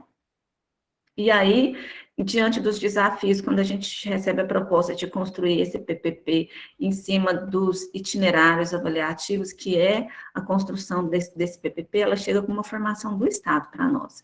Então, nós, gestores, fomos convidados, nós fomos convidados para uma reunião, eles fizeram um passo a passo, tiveram os formulários que nós respondemos, e teve os questionamentos em cima dessa própria comunidade. E aí, quando começou lá esse questionamento em cima da própria comunidade, foi ali que eu ouvi mais a comunidade, foi ali que eu mandava os questionamentos, eu perguntava quais os maiores problemas da escola, que eles consideravam, problema das estradas, ainda ouvi essa semana. Hoje são os seguintes problemas: estradas que são muito difíceis, dificuldade dessa comunidade se locar até a escola, isso acontece muito. O estudante fica muito tempo no caminho para chegar na escola, ele fica 2h30 para poder chegar na escola. Então, aí, vamos no PEMAI, então ele chega, ele recebe o café da manhã com leite, bolacha ou fruta, agora a gente já está recebendo pão, mas eu vou atrás, porque eu conheci essa legislação, e a legislação do menino do campo, ele tem uma alimentação diferenciada, ele tem uma verba diferenciada para ele. Então, ele almoça na escola, conversei, fiz diálogo com eles, roda de conversa, para saber se eles queriam almoçar 11h30, ou se eles queriam almoçar 9h30, igual é o horário do recreio em todas as escolas, porque eles vão chegar em casa, a turma da manhã, cerca de 2h da tarde, eles saem de casa às 5h da manhã, 4h40, então eles tomam o café da manhã, eles preferiram almoçar 9h30, poderia impor para eles o almoço como acontecia em tempos anteriores, o almoço vai ser 11h, e aí vocês vão tomar o café da manhã, vão comer um pão no intervalo e vão almoçar 11h30, não, a gente não quer. A gente quer o café da manhã, a gente quer almoçar 9h30, porque o povo da roça começa cedo mesmo, e a hora que dá 11h30, antes deles irem para a quadra, a gente tem feito esse diálogo muito com eles, que eles ficam na quadra, tem a escola, dentro dessas verbas que a gente recebe, esse é um desafio grande, é você olhar essa comunidade e pensar, poxa, o que eles precisam? Então, a gente instalou um data show no refeitório, coloquei Netflix para eles terem acesso a isso também, para que eles consigam vislumbrar o que eles querem, o YouTube, e também agora a gente está tentando trazer as questões das oficinas. Tem o laboratório de informática que fica disponível para eles também, e a gente vai tecendo esse diálogo, mas o desafio maior, quando a minha concepção, talvez nesse movimento hoje, eu posso até dessaber hoje, ou desconstruir hoje, que é difícil mesmo ouvir uma comunidade quando ela não sabe, ela não tem essa consciência crítica que Paulo Freire coloca para nós, quando eles não sabem o que querem, entende? A gente precisa que eles tenham esse ato intencional, tanto a comunidade, família, estudantes, professores, todos os educadores, a SG, desde o portão da escola, a gente precisa, não pode ser uma escola, não pode ser um círculo de queixa em que eu chego e eu desabafo só jogando tudo ao vento. Esse momento ele acontece, mas filtrar isso para saber se essa pessoa ela tem um lado intencional do todo, ou se ela tem uma intenção própria, pessoal, ou é um embate de comunidade lá, né, família com família lá fora, ou é um embate entre os funcionários aqui dentro. Então, assim, esse movimento dessa consciência crítica do todo, e também o despertar desse movimento, de ouvir a comunidade, mas ouvir tentando compreender se nas entrelinhas o ato intencional daquele diálogo também. Eu aprendi aqui no grupo, no nosso estudo da pedagogia da autonomia, gente, e foi difícil. Foi um momento assim que você pensa, nossa, tanta reclamação, você não coloca como diálogo, você coloca como de reclamação, módulo com reclamação, quem está aí nas escolas sabe que às vezes vira um movimento de desabafo, e não de diálogo para você construir como ato intencional o tipo de gestão, o tipo de aula, o tipo terapia de pobre, docente, conselho de classe, então agora que está tendo, é só desabafo. Não é? E aí você filtrar para você chegar naquele ato intencional que você quer, ou que o grupo quer, ou que aquela comunidade está falando para você que quer. Então, perde muito quando a gente perde o rigor, ou seja, o estudo, a formação continuada. E a formação continuada nesse movimento, dentro das escolas, a gente não pode perder, gente, assim. E aí, assim, é um movimento que eu trago aqui para vocês e que a gente pode estar aqui, sim, né? Talvez eu desconstrua isso e a gente caminhe para outras perspectivas. Então, estudar, fazer o mestrado e participar do grupo, e participar de outros grupos de pesquisa também, ele é acalentador quando você consegue visualizar e você consegue, porque não dá para ser um gestor por gestor. A secretaria determina e você cumpre. Não dá para ser um professor na mesma perspectiva. Não adianta a gente falar que a gente é freiriano também, se o seu pedagogo determina e você cumpre, só por cumprir, sem entender, sem dialogar no módulo e falar, eu não estou entendendo qual que é o objetivo, né? Então, por exemplo, o pacto chegou nas escolas. Ele foi determinado em alguns momentos? Foi, mas lá na nossa reunião de diretores foi perguntado, foi dialogado, tal, dialogamos sim, e aí a comunidade, o que se espera dos professores também nesse movimento? Espera-se que, e da equipe pedagógica, a minha abordagem foi nesse sentido. Estamos recebendo? Estamos recebendo. Como secretária de Educação, algum movimento tem que ser feito dentro desse cenário que nós estamos enfrentando de alunos totalmente analfabetos. Vamos pegar primeiro, segundo, terceiro ano. Alguma proposta a secretaria vai fazer, seja de Uberlândia ou seja outra. Mas nós temos um PPP que nós construímos junto. Dá para cruzar os dados? Dá. Então, o que a nossa escola está fazendo? Do primeiro ao terceiro ano, o pacto, como está sendo a proposta. Mas eu, como gestora, tenho que ter uma proposta também da escola. Quarto e quinto ano, dialogando com os professores. Vamos tentar aqui permanecer dentro da nossa proposta de alfabetização, a nossa? Vamos para a horta? Vamos trabalhar lá e vamos voltar para a sala e vamos cruzar os dados e ver qual vai ser o significado dessa alfabetização? Então, eu tenho que ter um diálogo com essa comunidade também. Então, hoje, existe o pacto dentro da escola? Existe. Mas também existe, do outro lado, o 4º e o 5º ano, que está trabalhando dentro da proposta do PPP da escola de uma alfabetização baseada na educação do campo. Vamos cruzar os dados depois e vamos, sim, pegar o que deu certo lá no pacto e vamos, sim, pegar o que está dando certo aqui no 4º e 5º ano. Então, existem vários questionamentos que são viáveis e dialogados e que são pontuais e reais, e eu concordo em muitas partes. Mas também existe um movimento que já está acontecendo em toda a rede, em que eu, enquanto gestora freiriana, consciente, eu tenho 2 caminhos. Ou eu olho essa realidade e abandono o barco, ou eu olho essa realidade e falo, existem outros caminhos também. Eu tenho que ter um olhar crítico sobre essa realidade, porque se eu saio e eu me anulo enquanto enquanto profissional, outra pessoa assume e impõe e não vai ter nem o outro lado. Então, qual que é o nosso objetivo nesse movimento? Quais são os nossos lados intencionais? Pode acontecer? Pode, mas é igual na minha sala de aula. Existe lá uma base curricular, mas existe um plano de aula que ele é meu. Existe um plano de ação que é meu. Então, esse movimento, ele é muito claro para mim dentro da proposta freiriana. Afinal de contas, como a Bibi colocou aí, aconteceu com Paulo Freire e é o momento da gente reinventar. Ou então a gente cai nesse movimento, desiste, critica e segue, né? Abre as portas para que as coisas aconteçam. Então, a gente cruzar esses dados é importante. A gente avaliar isso com criticidade, com rigor, é extremamente importante, né? E aqui eu vou seguir adiante bem rápido, da observação participante, né? Na observação participante, os itinerários, eles já fazem esse movimento aqui, gente, e aqui eu achei super interessante essa proposta da relação da escola com a comunidade, esse direito à aprendizagem, a gestão democrática e participativa, eram eixos dentro dos itinerários mesmo.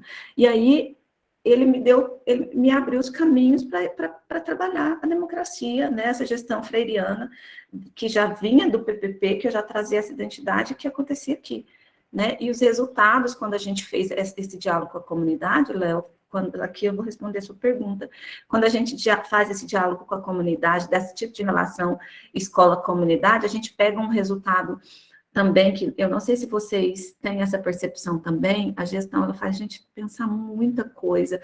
Quando você vai fazer as provas sistêmicas, os meninos respondem qual é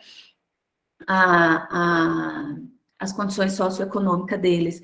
E olha, gente, da mesma forma como eles colocaram em muitos movimentos lá, que eles não se consideravam negros também, em muitos momentos eles consideravam que eles tinham tudo. E o que é esse tudo para nós, né? Olha essa relação socioeconômica da nossa comunidade, eu fiquei tão reflexiva, eles têm tudo, eles têm a terra, pronto, ponto, né? E aí, a nossa concepção de nível socioeconômico, e aí, enquanto que, aí, o que acontece? O nosso resultado das avaliações sistêmicas, o nosso índice socioeconômico, ele é de baixo a médio, início de médio, porque eles colocam como que eles têm tudo, né? E às vezes uma comunidade aqui que tem tablet, geladeira, porque as perguntas são essas, né? Coloca mais ou menos que ele é de médio ou que ele é de baixo. Então, essa concepção, como que ficou, assim, o meu olhar da concepção dos meninos, né? Aí, quando eu dialoguei com a comunidade, eles falaram assim, olha, é muito difícil o menino ter acesso ao ensino médio, e aí fere muito a legislação, o LDB, o Estatuto da Criança e do Adolescente, porque se ele fica 2h30 para chegar na escola Domingas Caminho, 2h30 para retornar para cá, 5 horas, imagina para ele chegar aqui na cidade. E aqui nas nossas escolas do ensino médio, a gente sabe que não tem o café da manhã, o almoço, o retorno.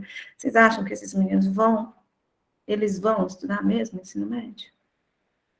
Vocês acham que eles vão chegar numa universidade federal?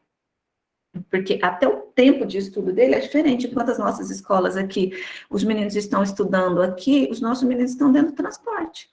Então, o nível de acesso é um questionamento que eu sempre trago. Será que as cotas, que elas são só hoje, para as questões, né, que nós temos só, eu considero só porque esse menino também deveria ter acesso a essa cota. Ele não tem o mesmo acesso, gente, a uma escola, tanto quanto os meninos aqui do nosso lado urbano. Não tem. Bom, e as nossas relações... Ah, tá, vamos voltar aqui. Os resultados é que eu fiz um diálogo aí com a comunidade, a gente fez um ofício e nós fomos até a nossa Secretaria de Educação, fomos até a Secretaria do Estado também, e nós começamos esse ano, o primeiro ano do ensino médio lá na escola. Fiquei muito feliz, mas muito feliz. Foi um resultado, assim, que eu, de fato, não esperava, esse diálogo com a comunidade, ouvindo eles. Parabéns. Não, eu assim, fiquei muito feliz, mas muito mesmo, assim... E essa troca, a gente tem que compartilhar aqui com vocês, porque quando a gente falava daquele movimento do esperançar, né, e eu ficava pensando, gente, André, tem que ter uma saída desse negócio, não é possível. Oi. a Ingrid está falando no chat aí que projetos do tipo Pronera são muito importantes para dar essa oportunidade de chegar ao ensino superior. Eu quero saber mais. Depois que eu voltar lá na tela, eu vou ler, e se depois puder compartilhar ou no grupo, ou no e-mail. Eu também disse aqui que o Pronera não, gente. Ela falou, o Só Pronera, para é o Pronera? Sim, o Pronera. O Pronera, porque o Pronera, ele traz essa oportunidade, né, das pessoas do campo, né, a ingressarem na faculdade, né, é um curso na universidade, voltado, às vezes, à licenciatura, a gente tem até direito, né, em São Paulo tem um curso de direito hoje em dia, para quilombolas, para povos do campo, para pessoas do MST, então é um curso voltado justamente para essa questão. E aí o Pronera a gente tem a questão, a Camila colocou aqui, né, o Programa Nacional de Educação na Reforma Agrária. Sim. Só que o Pronera ele vem sofrendo esses cortes também, assim como as escolas de educação do campo, né? Que a gente sabe que hoje em dia são mínimas, né? E aí eu, por exemplo, eu sou formada em licenciatura em educação do campo. Olha, eu sou formada, assim, que eu sou tudo. formada em licenciatura de História e Sociologia, pela Educação do Campo. E é uma grade horária, né, do curricular totalmente voltada para a educação do campo. Né? Então, é um curso que realmente é voltado para esse público e que vem sofrendo cortes, infelizmente, nas universidades. É um curso que, por mais que a universidade tenha, ela ainda não reconhece o curso, né? É um curso bem desvalorizado, ele é tido bem como periférico, né? Até por essas questões, essas demandas que você já relatou aqui, né, Andréia? As demandas desses discentes, né? De que forma que eles vão lidar com a universidade, como eles encaram essa universidade, quais são as lutas dessas pessoas, né? Como que elas vão se manter na universidade, porque na universidade onde eu venho, ela tem alojamento. Tem que Mas ter. outras inúmeras não têm. E aí, de que forma que esse discente vai permanecer ali, né? De que forma que esse licenciando, por exemplo, vai permanecer na universidade?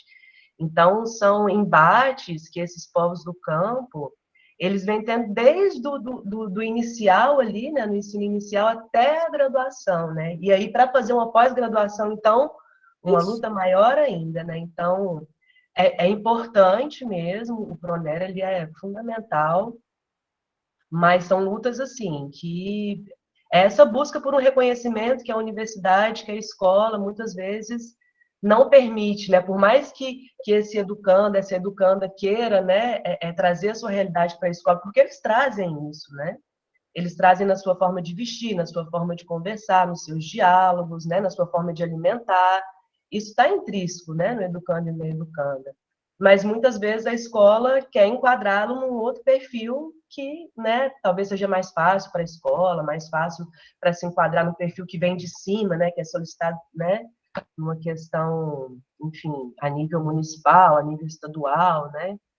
Então é muito complicado, mas o Proneller é muito importante.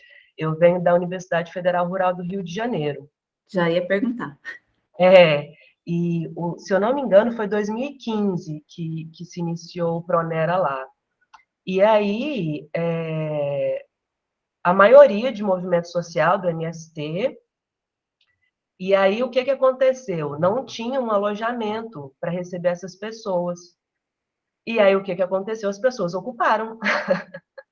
As pessoas ocuparam, e hoje em dia existe um setor do alojamento que é basicamente para receber essas pessoas que estão lá na educação do campo, ou pessoas que foram excluídas, né, no sentido de LGBTQIA+, então se tornou meio que um reduto para essas pessoas excluídas da universidade. Hoje em dia mudou um pouco, né, porque as coisas vão, né, se transformando, mas na época foi ocupação, eles ocuparam um setor lá do alojamento e falou, não, aqui, a gente vai ficar aqui. Porque a universidade não providenciou isso, sabe? Então, é bem complicado, porque por mais que a universidade fale assim, não, nós temos o Pronera, mas tudo bem, TI aí, como que vocês vão agora se virar, né? Por conta de vocês. E aí, assim, teve um movimento muito grande dos professores no início, também porque não tinha sala de aula. Então, é bem complicado, porque abre, né, a oportunidade, mas e a permanência? Muitas vezes ela não é oferecida, não é fornecida, né? E hoje em dia existem bolsas, né, para quilombolas, para indígenas, mas mesmo assim, né, e essas pessoas, né, que estão no MST, por exemplo, né, elas não têm esse acesso, elas precisam correr atrás de bolsa dentro da universidade. Mas aí a gente sabe que correr atrás de bolsa dentro da universidade é questão de currículo, né? E aí? É questão de apadrinhamento. E aí, né? Quem vai apadrinhar essas pessoas? Quem vão dar esses recursos? Quem vai fornecer esse currículo? Então, é uma luta muito grande mesmo, mas é muito importante mesmo. Que bom que você tocou nesse assunto do Pronera. Realmente é muito importante. E aí é que entra na questão que você falou também, né, Andréia? A educação do campo como faculdade, né, na universidade, ela vai formar esses profissionais, né, que vai trazer essa demanda que você questiona, né? Eu tenho uma escola que é do campo, mas eu não tenho professores que é do campo, né? Então, é importante a gente não fechar esse ciclo, né? Porque é isso, eu preciso estimular esse aluno que é do campo, talvez, a chegar na faculdade para ali, né, trazer suas demandas, né, e depois retornar para a escola de novo, né? É um ciclo que ele não pode ser quebrado, né? É importantíssimo isso. Nossa, esse círculo do retorno, ele, gente do céu, tem que ser fortalecido. Então, eu vejo Paulo Freire, talvez estou enganada, ele, né, mas a minha concepção é de baixo para cima mesmo, é esse movimento.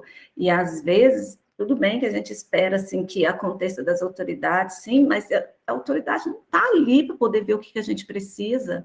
A gente que é campo, né, então ficou muito claro para mim nesse momento aqui da pesquisa que ela parte desse movimento de baixo para cima. Agora, quanto ao Pronera aqui na cidade de Uberlândia, na UFO, eu desconheço, gente. Se tem alguém aí que pode compartilhar comigo, eu fico feliz. Um dos movimentos que eu sei, vou dar um exemplo, em 2018 passaram 5 alunos nossos lá para a IFTM aqui, olha, para o ensino médio, e aí eles não foram, não tem alojamento, como que eles vão daqui para lá? Eles desistiram, no entanto, agora em 2021, poucos quiseram fazer, eles já não estão mais motivados para fazer, e como que eles vão sobreviver lá, certo? Então, o que a gente fez? Por isso que a gente fez esse movimento de trazer o ensino médio para dentro da escola, né? Então, a forma como acontece o Pronera aqui na cidade, eu li sobre ele, citei ele aqui várias vezes, mas esse movimento dele prático aqui na cidade de Uberlândia, talvez nem seja somente ali, né? Se vocês conhecerem, é importante que vocês também compartilhem para que a gente faça desse movimento esse círculo mesmo, né? Essa potencialidade política pública entre a gente, e que ela aconteça, né, que fique registrado também. Uma coisa que eu sempre deixo como crítica também é que as nossas ações não são registradas. E aí a gente não tem isso como dentro da política pública como um registro. Então, eu vou lá discutir o plano municipal de educação, né? Não tá legalizado, não está escrito, não tem, aconteceu, mas não tem, né? Bibi. Só retomar a questão aí da terminologia, coloquei no chat, porque o que os municípios fazem é levar professores da cidade para estarem no campo, o que não significa que são professores do campo, né? E aí não estou dizendo aqui que esses professores têm que ser provenientes do espaço do campo, mas que a concepção deles de educação precisa ser dessa educação do campo. Eu já dei aula de educação do campo numa universidade, para o curso de pedagogia, e assim, vocês não fazem ideia da recusa dos educandos, e eu tive problemas, inclusive, com colegas professores da universidade, em relação a gente trazer as questões da MST, as questões de luta pela terra, grilagem de terras e tudo mais, né? Todo esse histórico que é importante para que as pessoas entendam o porquê até dessa diferença de no campo e do campo, né? Porque realmente você tirar o menino ali do campo e levar ele para a cidade, isso é muito mais fácil para o município do que manter uma escolinha, que é aquela mais próxima, com 20 educandos. Então, realmente, assim, esse conceito que está por trás dos termos é imprescindível que a gente saiba. Isso é verdade, né? O que acontece hoje, realmente, de fato, quando a gente tem uma equipe que ela já está na escola, como eu disse, da formação continuada, né? A professora Camila também sempre bate nessa tecla, a gente ter esse movimento da educação continuada dentro da escola, com esse movimento que a Bibi falou, né? De você dar essa compreensão do que é no campo e do campo, e o professor também tem que ter essa identidade. Inclusive, não sei se todos vocês sabem, tem uma proposta dentro das políticas, né, de que o concurso para as escolas rurais, ele saia com o edital de que o professor, ele tenha uma qualificação, né, que seja a graduação, a pós-graduação, ou a formação continuada, ou continuada mesmo, com uma carga horária específica, que seja educação do campo. E aí, para que esse professor ele chegue com essa identidade, como que eu vou abordar isso com um grupo de pessoas que desconhecem ou não foi estudado lá nas universidades, ou que acha que quando você vai falar do movimento sem terra, você está trabalhando questões de partido, né? E que não é. A gente precisa muito desmistificar isso, isso é uma cultura dessa comunidade que deve ser respeitada. Faz parte dessa sociedade, dessa comunidade, e essa luta, e você também tem que lutar para que essas políticas públicas, elas sejam concretizadas lá dentro dessa comunidade, né? Porque senão você também vai fazer o que lá? Não faz sentido, né? Pessoal, podem continuar aí o diálogo. Então, eu tinha levantado a mão, porque, assim, quero te dizer, reiterar, assim, o que você foi falando, eu fui revisitando minha experiência. Muito do que você falou, eu vivi, né? E vi muitas pessoas vivendo no Ceará, né? Dessa questão de... Eu sempre digo que, olhando para aquele contexto, né? Hoje os lugares estão... Muitos lugares estão desabitados. Porque esse movimento de levar a criança, porque só tinha até um determinado, né, uma determinada série, né, geralmente só tinha até a 4ª série naquele contexto, né, e aí quando encerrava a 4ª série, os estudantes paravam ou tinham que sair. Então, a questão do direito à educação, né, o acesso à educação para o jovem da escola rural, e eu estou falando com a nomenclatura que se empregava na época, ele não existe. Ele só existe até um determinado período. A gente está discutindo nem de permanência, a gente está discutindo de direito ao acesso à escola. Né? Por exemplo, da minha geração, eu fui o único que consegui chegar, né, muitos não conseguiram nem concluir o ensino médio. Por quê? Porque aí entrava no contexto de opção da família. Né? Por que a família optar de repente, colocar o filho na casa de parente, de conhecido, etc. e tal, e ficar ajudando com alimentação, ou não? né? E aí tem uma outra questão que entrava em discussão, né, que é a questão de que, mas eu vou levá-lo para estudar fora e ele nunca mais vai voltar.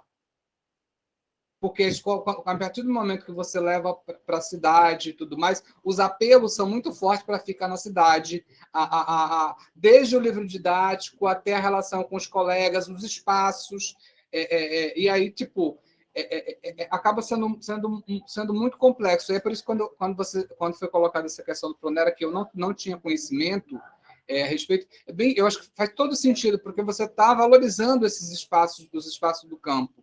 Você está valorizando as experiências do campo. E o que a gente vê geralmente é que não se valoriza. Até para você conseguir a fazer uma monografia ou um TCC discutindo a sua experiência, às vezes você encontra rejeição, dependendo de quem você está sendo, por quem você está sendo orientado. Então, acho que essa é uma questão. Então, acho que quando a gente fala de educação do campo, a gente está falando... tem que discutir bem mais a questão do acesso, porque... Eu escrevi o ano passado um capítulo de livro que eu intitulei Do Lado de Cá do Rio, Desafio das Infâncias ante uma Escolarização Represada. Por quê? Porque onde a gente morava, e aí eu falo onde leva essa experiência, mas foi uma experiência que eu vivenciei, mas várias outras pessoas também vivenciaram e vivenciam. Inclusive, esses dias eu estava vendo minha tia, que é professora, colocando no WhatsApp que as aulas foram interrompidas porque o rio estava cheio. Não tinha como passar, então as aulas foram interrompidas. Aí, acho que no ponto que você já trouxe do calendário, que eu fiquei lembrando quando eu comecei a dar aula lá com 13 anos, porque eu tinha a 5ª série e eu era a segunda pessoa mais instruída do lugar, e comecei com 13 anos, na época de plantar e na época de colher, era uma época que haviam mais faltas dos estudantes. Diante do desafio de plantar logo, porque choveu, tem que plantar logo, senão a terra seca e não sabe se, da descontinuidade das chuvas, e a época da colheita para colher logo, porque já tem que iniciar um outro ciclo, que é o ciclo de preparar a terra para o ano seguinte. Então, o calendário acaba sendo um calendário diferenciado também, né? Aliás, deveria, mas naquele contexto não era. E aí, nesse capítulo de livro, eu venho falar desse desafio que era o Rio. Porque, além da dificuldade que a gente tinha em termos de política pública, de acesso, a escola era uma escolinha, uma única sala, tinha banheiro, mas o banheiro não funcionava, então, tipo, a gente usava o mato mesmo, né? Enfim, e ainda, além disso, tinha a questão do rio. Só para complementar aqui, Carlos, para contribuir mais um pouco, a educação do campo, ela traz a pedagogia da alternância na universidade. Então, parte do tempo você fica na universidade, que é o tempo escola, e parte do tempo você fica na comunidade, que é o tempo comunidade. E o tempo que você fica na comunidade é justamente esse tempo de colheita. Então, ou de plantio, né? Aí vai depender da universidade, enfim, do calendário. Mas existe essa divisão justamente por causa dessa demanda, entendeu? Entende-se que você precisa ter a teoria, mas você precisa ter a prática. E aí, quando você retorna para a faculdade, você traz a sua experiência da prática no campo. Que aí são as apresentações de seminários, são as provas, aonde você vai trazer essa realidade também do campo que você teve no tempo comunidade. Então, essa troca, né, essa pedagogia da alternância na educação do campo, ela é fundamental. Ela é um dos pontos pilares, porque precisa ter essa troca, né? Você não está na universidade só para pegar a teoria, você está ali para fazer esse processo, né, da teoria, da prática, né, da reflexão crítica, né? Por que eu aprendi isso, mas no campo não é assim? Eu vou tentar botar no campo que eu aprendi aqui na teoria, né? Então, tem essa relação também, que é na educação do campo fundamental. Só para completar, isso mesmo, Débora. E aí, gente, olha, eu considero aqui esse momento um fortalecimento da política pública da educação popular do campo, que hoje nós não temos, e nós temos graves problemas que impactam nessa realidade, porque o que acontece? A gente tem um sistema, você tem autonomia do calendário, né? E aí, a equipe que está dentro da escola, ela é conhecedora da educação do campo, né, formação continuada.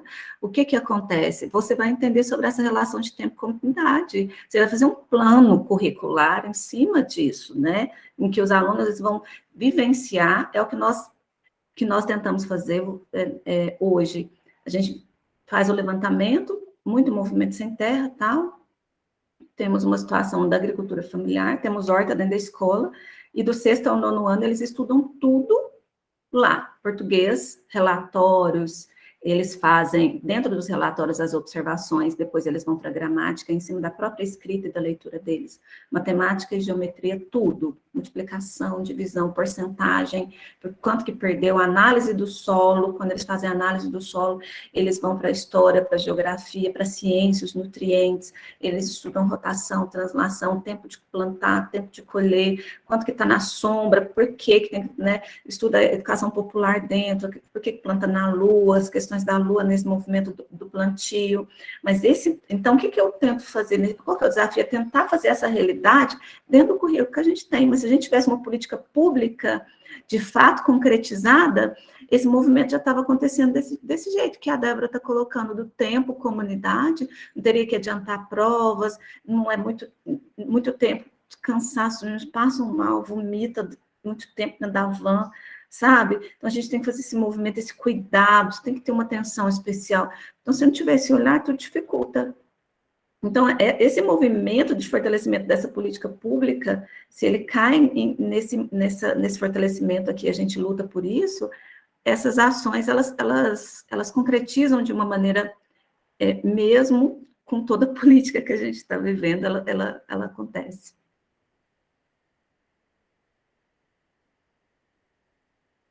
Então, tem tantas mãozinhas levantadas, gente, que eu vou passar pela que eu não sei. Léo, Márcia, Gabriel e Priscila. Eu vou ficar por último, porque aí eu faço o encerramento, gente, porque a gente não vai ter fim, né? Isso a gente ainda vai voltar a discutir essas questões. Então, por hoje, a gente fica com essas inscrições e aí eu encerro, tá? Vou ser bem breve, porque até um momento até já passou, a gente falou tanta coisa, né? E é tão interessante ver as experiências do pessoal com lugar de fala aí. Andréia, a Ingrid colocou algumas coisas, tem um Pronaer na UFTM de agronomia. Botou até uma reportagem de um aluno deles lá, que aumentou a produção, que eu acho que é legal, talvez, ter o diálogo, né? E, bom, eu nem lembro onde é que eu estava, tudo, mas eu acho que naquela discussão sobre o campo e a cidade, né? Tem uma pesquisadora, acho que é da história, a professora Sônia Lima, né, Camila? Que quando eu estava fazendo TCC, eu li muitos artigos dela, e ela trabalha com as escolas rurais aqui de Uberlândia, uma perspectiva histórica, né? Então, antes de ter o movimento da educação do campo, como é que eram as escolas rurais, né? Que nem o Carlos falou, era uma realidade muito diferente, né? Até de concepção. Mas é muito legal. Eu vou botar um link de um artigo aqui que me marcou bastante, que ela faz uma análise documental de cadernos de professores e alunos das escolas rurais, de antigamente, aqui de Uberlândia, e mostra como é que era a concepção da modernidade na época, né? E é bem o que vocês conversaram aí, né? Ver a cidade como um lugar avançado, quando eu vou lá, tem muitas opções e não sei o quê, e acaba tendo uma ruptura com a família, né? E assim, os professores trazem essa ideia de modernidade como urbana e que cria essa ruptura com as escolas rurais na época, né? O artigo é bem legal. Ela orientou várias pessoas nessa perspectiva histórica aqui das escolas rurais de Uberlândia.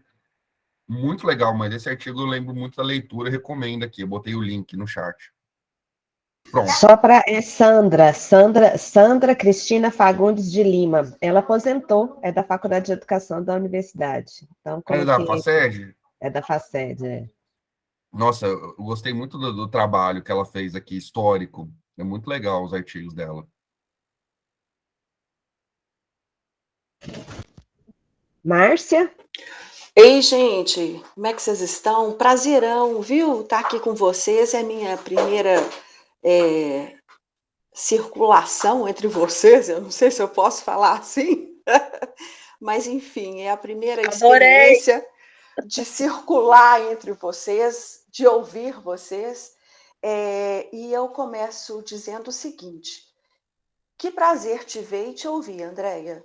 A última lembrança que eu tenho de você, lembrança legal também, é de você, enquanto professora do PEMAJA na escola Leandro, e a sua sala estava vazia. Aonde que a Andréia estava, pessoal, enquanto professora do PEMAJA? PEMAJA, na época era PEMEA, que é um programa do município de Uberlândia que trata da alfabetização de adultos. E a sala dela não tinha ninguém, mas tudo bem, vamos continuar o caminhar ali pela escola, e a Andréia estava na biblioteca com os alunos. Eles estavam sentados em grupos, né? Era um trabalho de atendimento pontual. Ora ela estava numa mesinha, outra hora ela estava em outra, e era bem assim. Então não me causa estranhamento te ver hoje falando desta forma, apresentando essas ações. Só te desejo saúde e vida longa, para que você continue fazendo diferença por onde você passa, tá bem? Quanto a todas as contribuições de todos os colegas, fico imensamente feliz e me sinto mega provocada para pensar também na minha prática, para refletir sobre uma porção de coisas, e já que doidinha pensando no nosso próximo encontro. Sabe por quê? Eu costumo falar que a nossa primeira experiência profissional é uma coisa doida, é uma coisa fantástica. E a minha primeira experiência profissional foi na EJA, foi numa sala do tipo da Andréia. Porém, essa sala da Andréia, lá no PEMEA, que hoje esse mesmo PEMEA chama PEMAJA, no município, a minha era dentro de uma obra da construção civil. Gente, eu lembro com riqueza de detalhes. Eu acho que se eu puxar aqui, eu consigo sentir o cheiro da poeira, do cimento, da areia, da terra, sabe? E aí, então assim, eu sou essa pessoa que iniciou na educação de jovens e adultos, verdadeira paixão, e por conta de uma estrutura perversa da rede municipal de Uberlândia, eu acabo flutuando nas possibilidades que eu tenho, porque o meu cargo inicial na prefeitura é de professora de 1º ao 5º. Perdão. E nesse cargo, eu ora estou no Fundamental 1, e quando eu consigo uma oportunidade, eu corro para a EJA. Cá estou eu na EJA hoje. E aí, ouvindo vocês, eu percebo, coisa que eu ainda não tinha percebido, nem parado para pensar, e daí a contribuição da manhã de hoje, para mim, é que a EJA e o campo têm muitas semelhanças. A começar pela dificuldade, pela necessidade de pensarmos sobre qual é a identidade desses profissionais. Os profissionais que atuam na EJA e os que atuam no campo. Eles trazem consigo essa identidade, eles conseguem perceber, se sentir tocados com essas duas experiências de trabalho. Ou aí eu já estou falando de um segundo ponto, professor, e agora eu venho para o segundo ponto. Será que eu, professor, que me vejo ou não, nessas duas realidades, como é que eu trabalho esse currículo? Porque se eu não me percebo, lá na EJA, eu vou fazer um aligeiramento do Fundamental 2. E lá no campo, a Andréia estava aqui contando para a gente como é que isso se dá, quais são esses enfrentamentos. E aí eu trago uma outra questão, não menos importante, de semelhanças, que é justamente esses estudantes. Quem é esse estudante EJA? Quem é esse estudante do campo? o estudante da EJA, ele também tem um quê lá com uma semelhança lá com esse menino, com esse estudante do campo, porque ele também flutua. Ele também, ora, está aqui conosco e por conta, diferentemente lá da Andréia, que ora ele está muito envolvido. Quer ver? Eu vou falar antes um pouco, vou voltar um pouco. Esses nossos alunos, Andréia e demais colegas, eles são estudantes, eles são trabalhadores que estudam. O da EJA e o do campo.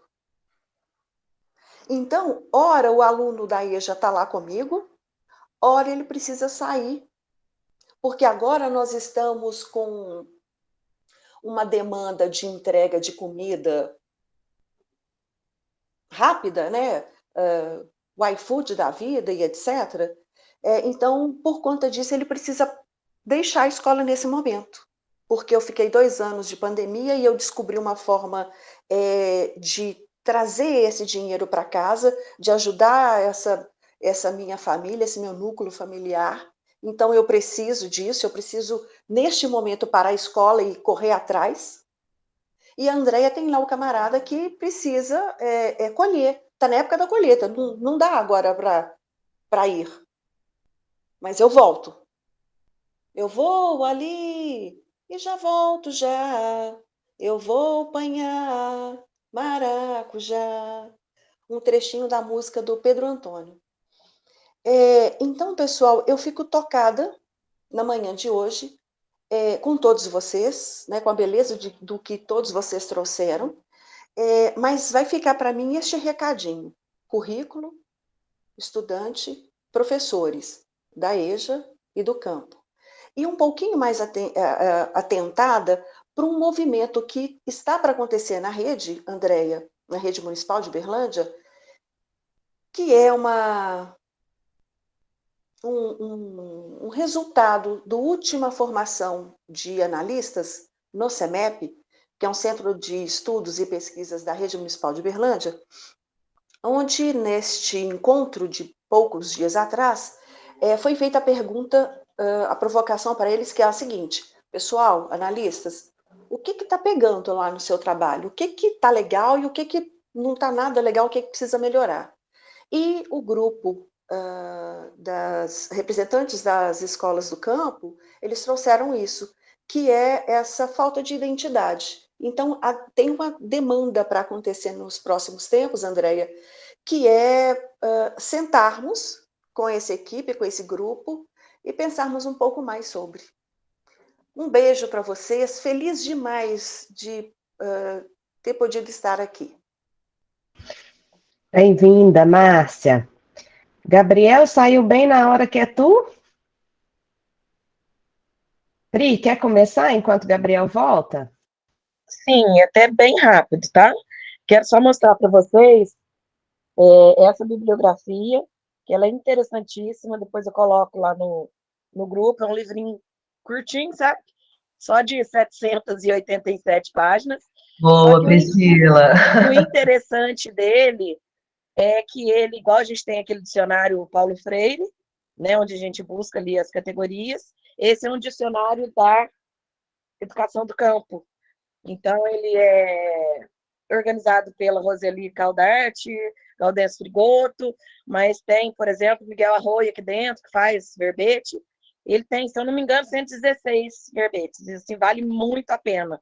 Às vezes a gente não consegue ler tudo que a gente quer, mas é um ótimo início para quem precisa pensar algumas coisas, para não ter que ler vários livros, são verbetes maravilhosos. Então, só indicação. Ok, Gabriel escreveu aqui que é para eu ir, depois ele vai, né? Na verdade, eu tinha me inscrito para dizer que, não sei se vocês lembram, numa das atividades que nós fizemos o ano passado em comemoração ao centenário, tinha como temática educação no campo. Rogério não está aqui hoje, mas eu lembro dele, que acho que é ele que mediou essa mesa, e quando a gente abriu a mesa, o professor Guilherme, Pri, acho que você também estava nessa, ele pegou e deu uma bronca na gente. Veja, assim eu li, tá? Talvez não tenha sido essa a intenção do professor à época, mas ele falou: esse jeito de colocar do barra no campo é uma forma de ficar em cima do muro. A cada uma dessas expressões, sendo do ou no campo, ela pressupõe uma concepção, que isso para nós que lemos Paulo Freire está claro, as palavras não são neutras, a linguagem não é neutra, o contexto não é neutro, né? Nós somos sujeitos, e esses sujeitos cheios e carregados de histórias. Então, se assim é, claro, mas a gente mesmo, como não tínhamos à época nenhuma reflexão mais aprofundada disso, a gente colocou do barra no para tentar se isentar, coisa contraditória para quem lê Paulo Freire, de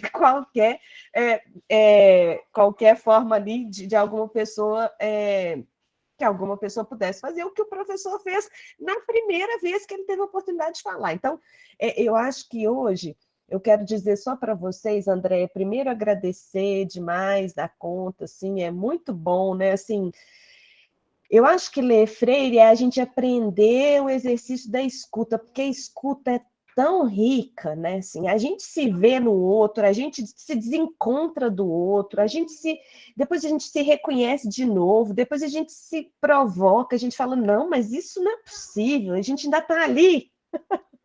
Enfim, então eu acho que esse é o movimento do Em Praxis. Eu quero dizer que eu acho que hoje nós conseguimos um pouco mais ir delineando o que esse movimento vai significar para a gente, né? E estou muito feliz que tenha sido com você, que estava todo mundo muito curioso para conhecer um pouco mais da sua experiência no Domingas Caminho. Então, eu saio muito feliz da manhã de hoje com a oportunidade que tivemos de escutar, de dialogar e de nos apropriar um pouco mais das ausências que nós temos aqui no círculo.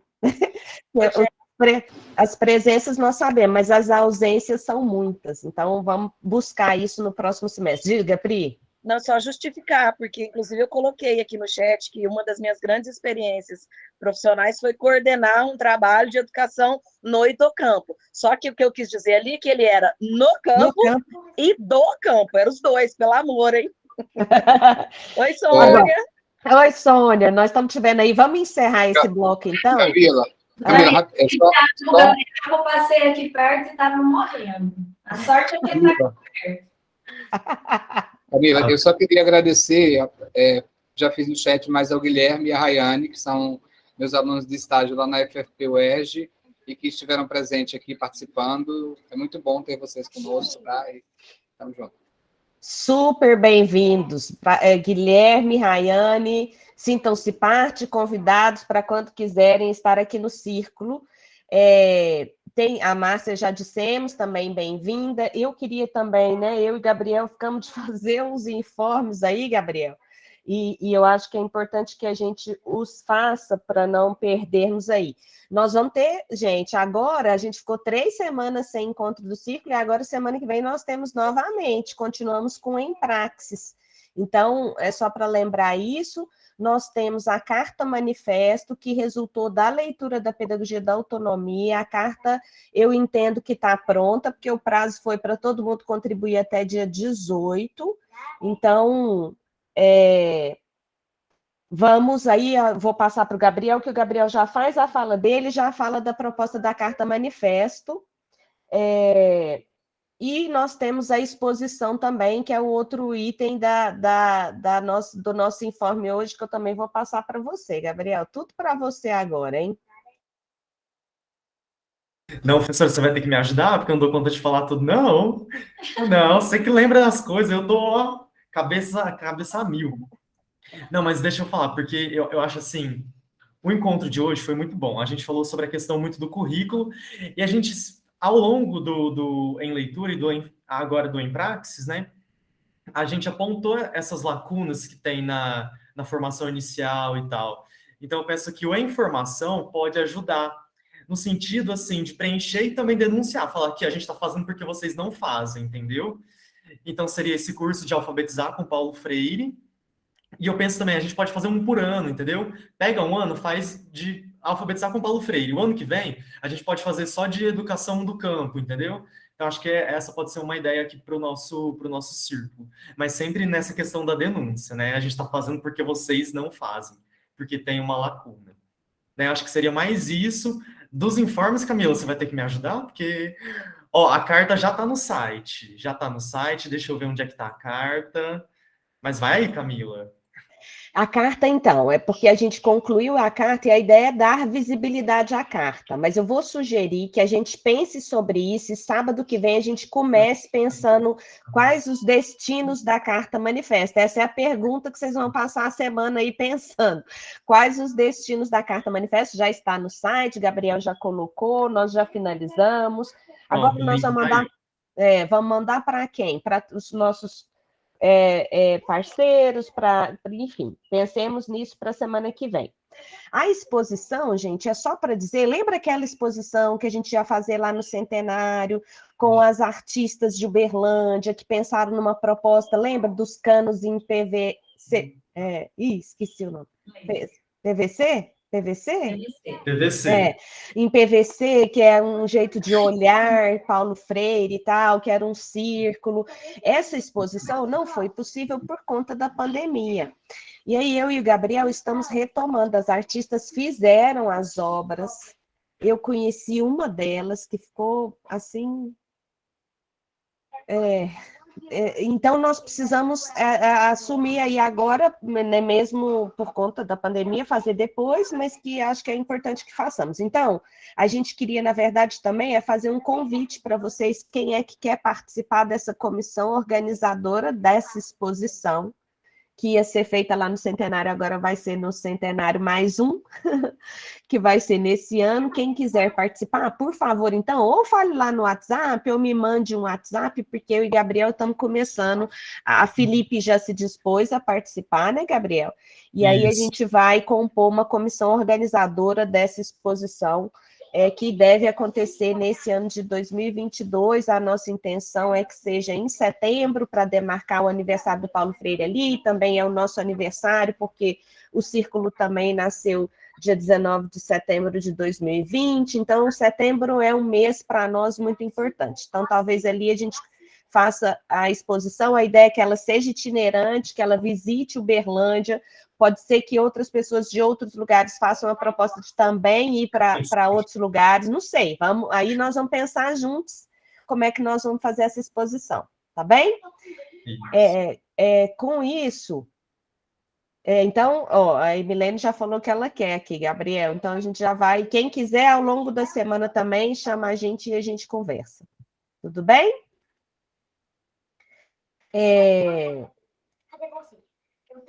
Eu vou, então, aqui, de uma forma